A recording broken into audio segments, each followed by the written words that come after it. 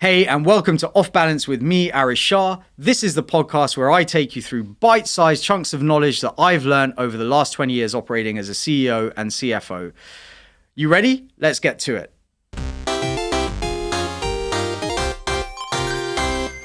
Investors are driven by two things, narrative and return.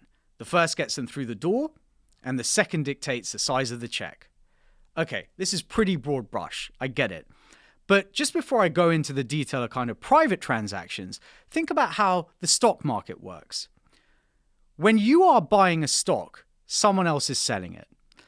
If everyone had the same information at the same time, there would be no alpha, there'd be no return because everyone would basically be trying to do the same thing at the same time. But typically what happens is, on either side of a trade, you have people with different opinions about what the future is going to hold.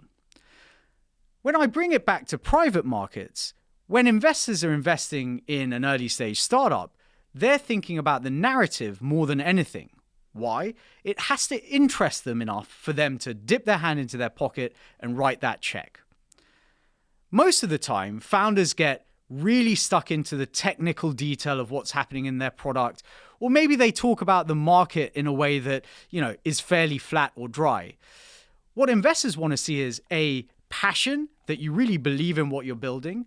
They want the massive story of a huge outcome down the track, and they want to see that you are the person that's going to be able to deliver that. And that's all down to narrative. Secondly, they want to see that return. They want to see that there is an outsized opportunity for them to 10x their money in 5 or 6 years.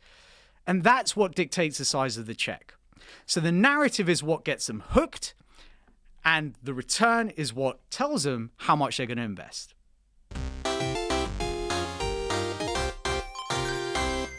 There we go. Hit me up in my DMs on LinkedIn or Twitter if you've got any questions. Otherwise, let's get back to building.